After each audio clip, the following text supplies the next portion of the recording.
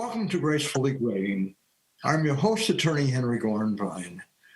Please watch this video and our other videos on our Gracefully Graying YouTube channel, and also go to our Gracefully Graying site and like it and share it. Today on Gracefully Graying, I am pleased to welcome Dr. Morley Glicken as we discuss issues regarding retiring and aging. Morley, welcome to Gracefully Graying. Thanks, Henry. Very, very pleased to be here. First of all, tell our viewers a little bit about your background and who you are. Sure. I grew up in North Dakota. My parents were both immigrants from Eastern Europe who came here as teenagers. And the really relevant thing to the topic is that my father got involved in the union movement very early. And the union movement was seeing what I saw when I worked on the railroad and elsewhere, that the jobs were demeaning, that people were treated very badly. And so by the time they hit retirement, if they in fact did, they were in terrible shape, physically and emotionally. So that really led me, I think, to specialize, to do my work in retirement, workplace stress, burnout. I wrote for Wall Street Journal publications, largely on what goes on in the workplace. And it wasn't a happy picture. In America, workers put up with a lot. And so that by the time they reach retirement, they're retiring not because they're looking forward to an enjoyable life, but because they're terribly, terribly burned out, in bad shape physically. A lot of them are drinking too much. The jobs sometimes are impossible jobs. I just read an article about the post office and the fact that they can't seem to get up the delivery rate to whatever their meter is. And, you know, there's an old thing in the workplace literature about going postal. When people have had enough, they just break down. Lots of violence. Anyway, grew up in North Dakota, went to the University of North Dakota, which I'm proud of. Did my master's in social work at the University of Washington in Seattle, and my doctorate in social work and my master's in public administration at University of Utah. After that, I quickly moved into academia, I think because my bent was more in the research, teaching, macro level change area. But in fact, I did do some administrative work I ran Jewish Family Service in Tucson for a while, which was largely working with the elderly. It was, for someone who was fairly young, it was an eye-opener to see the kind of shape people were in, the detachment from family, the kinds of things that unfortunately often happen to older people in America. Morley, what is your definition of retirement? Well, it's a good question because I often ask myself the same thing. I don't think it's not working anymore because I'm working like a lot. I think it's the sense that you are no longer tied to an organization or toward a specific career, and that you have the luxury of doing pretty much whatever you want, health-wise and emotionally. Do you consider yourself retired? No, I don't. I mean, it's like retirement. There are different definitions. And one thing I've learned in doing Gracefully Graying over the years is, some people want to retire, they can't wait. And the key is if you are successful at retirement, which means, I guess, not working, you still have to have a passion. You still have to have goals. And again, you have to have some modicum of health and enough money to sustain yourself. Those are kind of key factors. Exactly. You've written some books And tell us about your book, Retirement for Workaholics, Life After Work in a Downsized Economy. Well, I would have never predicted that we would have had a pandemic, but I was trying to figure it out myself. I wrote the book so that I could figure out what retirement was, because it didn't seem to be what everybody said it was. You know, I kept on working, I kept on teaching, I kept on writing books. I'd get up in the morning. I still get up at 4 o'clock in the morning. It's an old habit from writing.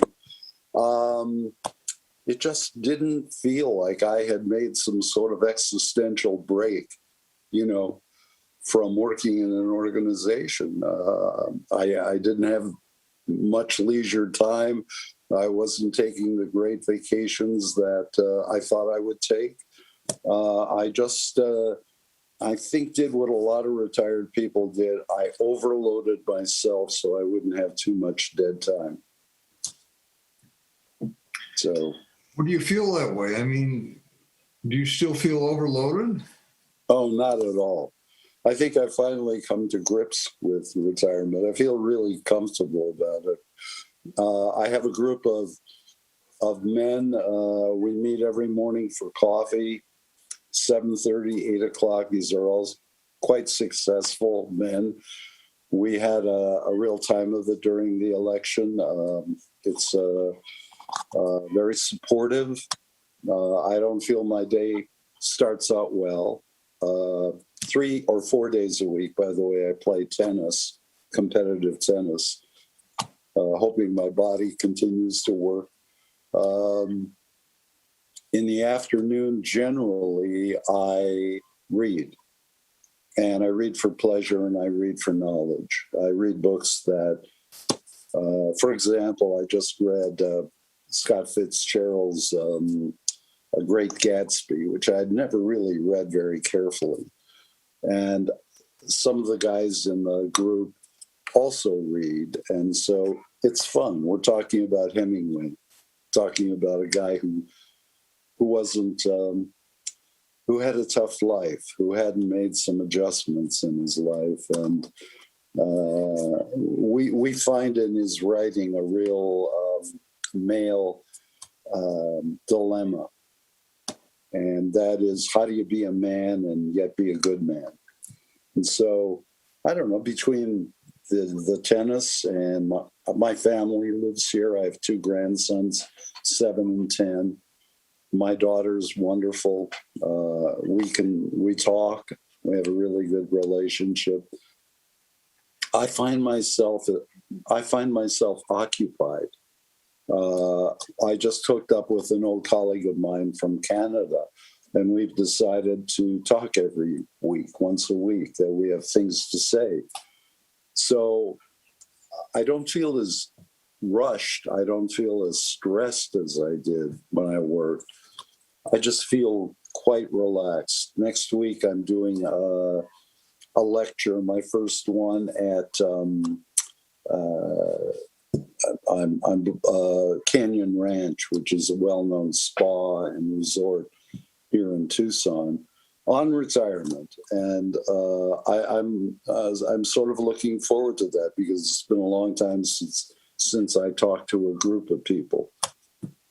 Morley, it sounds like you're succeeding well at retirement. But let's, I hope. first of all, how has the pandemic, which we are hopefully at the tail end of, but who knows, affected workaholics in retirement? Well, I think it's been a killer. Because workaholics need to be in an organization. They need to show their stuff. They need to have people access. And since most of us who are successful are workaholics, thankfully, I have a nice big patio. Tucson's an outdoor place. I can play tennis. It makes me hurt to think about workaholics in this pandemic. I don't think they're doing well at all. No evidence of it, but that's my read. Well, in a lot of companies, they're downsizing. even pre-pandemic, they were downsizing. A lot of companies have mandatory retirement ages. I know of some that might be 60, 65, 70. I know, like in Michigan and perhaps other states, judges, once they reach the age of 70, they can finish out their term, but they cannot run again for re-election. And I guess the question is, how does someone deal with being forced out of work? Not well. I think it's a very unfair thing. I mean, if we have a meritocracy, then people at 70, there's no reason people at 70 aren't doing as well as anyone. And I think it's just sheer ageism to set a specific date when people have to retire. I think it's very poor. And by the way, 65 was a contrivance. This goes back to Social Security. People didn't live too much longer than 65. Now, if you hit 65, the probability is that you'll live until your late 80s. Now, the assumption then is that you're not productive, you're not capable of doing the work. I think it's ageism, frankly. And I think it's something we ought to change to get really qualified people out of the workplace, out of the market. Makes a little sense to me. It's just happened to somebody I know. And I won't go into too much detail for fear of identifying him, but this is a guy who I didn't think would ever retire. Loved his work, absolutely loved his work. His company merged with another company. He was in his mid-70s, but as productive as ever. And the contrivance they came up with for why he retired was that he couldn't deal with the technology that was developing in his field, which I thought was sheer baloney, you know. Was there litigation or, No, I don't think so. I doubt it. I doubt it. But I knew as soon as he told me that what had happened. Morley, you wrote a simple guide to retirement, how to make retirement work for you. First of all, what prompted you to write it? Oh, what I was going through myself, trying to figure out retirement, what it was all about. I was really confused. I mean, which is not untypical of a lot of us who write. I mean, I could tell you before I wrote the book everything you ought to do, none of which I did in my own retirement. Like, for example, I retired from teaching. In 3 months, I was back to teaching. I thought that writing books would take up a lot of my time. So I was writing 3 books a year and still having lots of time. So totally misjudged what one needs to do. And I think I wrote it for myself to think through why it wasn't working for me, why I was more busy than I really wanted to be. And I couldn't give up on it. You know, I wanted to keep doing it. It's like I didn't want to fall off the horse because then I'd have to face the unknown. Morley, what were some of the key themes of the book that you can share with our viewers? Well, I think the main theme, I think, was the fact that retirement, dealing with retirement, is almost a crisis state. Most of us don't think about it. Most of us fantasize about it. Most of us have not developed a plan. Most of us have not started early enough to see whether or not it works. So, for example, one of the things that I recommended was taking leaves so you could get away from work and see how you handled free time. Because one of the difficult things for retired people is not having a schedule and not really having thought through very well how you're going to spend your time. It's all vague. Well, I'll volunteer. I'll teach part-time. I'll do this. I'll do that. Well, it's not the same primarily because there's a major loss in status when you retire. it's like many of us are defined by our work, our labels. So you're raising a good point. I mean, how do you cope with the fact? I mean, a lot of people, if you're a professional, let's say you're a college professor, you're known as that, and suddenly you're an emeritus, or if you're a lawyer or a doctor. And so how do you help people cope with some of the loss of status, or, the fact that instead of having a daily routine, all of a sudden you're home? I wish I could answer. I wish I could tell you. Well, I'm a cognitive therapist. I believe in logic and being rational and things like that. But the fact of the matter is, we're wired to work. We're wired to work hard. And suddenly hitting a point where you're not, I felt guilty. I should be writing books. I should be doing this. I should be doing that. So I wrote the book to try to figure this all out. And I think after 22 books, many of them on retirement, I did figure it out. I figured out that it's a wonderful time. Retirement is just terrific time. You can do whatever you want. You don't have to please anybody. You are kind of free. There's a feeling of freedom that I really like a lot. Morley, how important is it to have goals if you are considering retirement? I think it's terribly important. And I think those goals ought to be developed over a period of time, at least 2 years before you retire. And you have the opportunity to talk to people about their retirement experiences. You have an opportunity to talk to a financial guy to see if you have enough money. Give yourself enough time to really get a handle on what retirement means. And I started talking to people about retirement, and I was getting such negative feedback from them. I figured that there must be an age component. So the closer they were to 65, the more negative they were about retirement. The further away from 65, the more positive they were. They had worked it out. Unfortunately, they should have worked it out beforehand, not after the fact. So what are the things that can help someone work it out? I mean, it's like 65 is a number, age is a number, and some people at 65 or even 60 are longing to retire. They've had enough.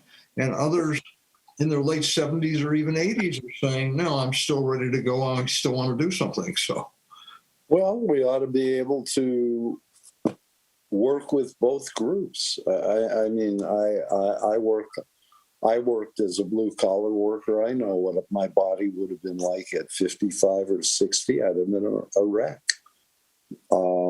So I think really it depends on the person, the situation, their health level. I don't see anything wrong with people working well into their lives, their older lives. And if you think about the math, if you think about people retiring at 60, which is about the norm for retirement now, and living to 90 or 95, that's a big chunk of your life. And so I think you need to talk to people. I think you need to ask the right questions. Hertzberg said, who's a writer of work satisfaction, Hertzberg said that it takes 7 questions to get at how people feel about work. And I guess you could say about the retirement the same thing. Do you like to be retired? Well, yes, I love retirement. Do you like to be retired? Yeah, most of the time. You get down to the 7th, no, I hate it. I don't have anything to do. My family lives a long way. They don't want to have a lot to do with me. You find out all the negatives. Well, I think a lot of people just get a very superficial look at retirement. Sounds good. It's one of the guys at tennis came up and told me that he had the perfect schedule. And then he told me the things that he did, one of which was to go shopping for groceries every day. I mean, it was really mundane stuff to keep, and it was all about keeping himself busy when I could have thought of tons of things for him to do other than going shopping. You know? How do you help people think about strategies so that they can do things so that can be productive in a way that makes someone happy? And bear in mind that, you know, I've talked to a lot of financial people, and financially, is your goal in retirement to have enough money to live comfortably and on the day that you die have $10 in your bank account, or is your goal to live somewhat comfortably and leave a lot of money to your heirs? I mean, so everyone has a different goal. So how do you help people define their goals for a happy retirement, bearing in mind that the minefields where health can throw a curveball at you too? Well, people ask what little I know, I'm afraid, about Judaism. People ask me how Jews frame the hereafter. And my response is, we've never been a hereafter people. We've been a here and now people, and we define it as the legacy you live. And oughtn't that to be your goal, is to have a very positive legacy, to write the books you want to write, to make the friends, to apologize to the people you've wronged. Those kinds of things are, I think, what make for happy retirement. It's righting the things that you've gotten wrong. And how do you do that? Conversation, therapy, groups. I sit in a group now for over a year where people have gone through some pretty serious illnesses. And it's amazing what support does. What a kind word, what a observation, what a helpful kind of a thing. I have to drive down to Mayo Clinic for something in a couple of months, and one of my friends said, okay, I'll drive with you. That's a long way for you to be driving and then going through tests. So I certainly think that using people in the way that they want to be used, advice, support. Morley, what about taking on a new career if you're forced out of the workplace, such as the situation you mentioned? I'm all for it. Bravo. It's a really funny thing. I always wanted to market stuff. Okay? I'm an academic, so I don't market, but it always excited me to see ads and things like that.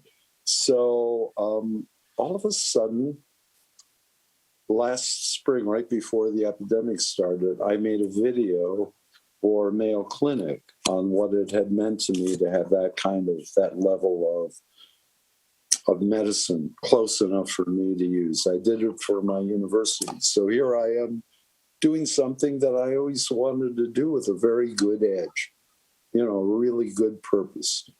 Not making money for me, but making money for the organization.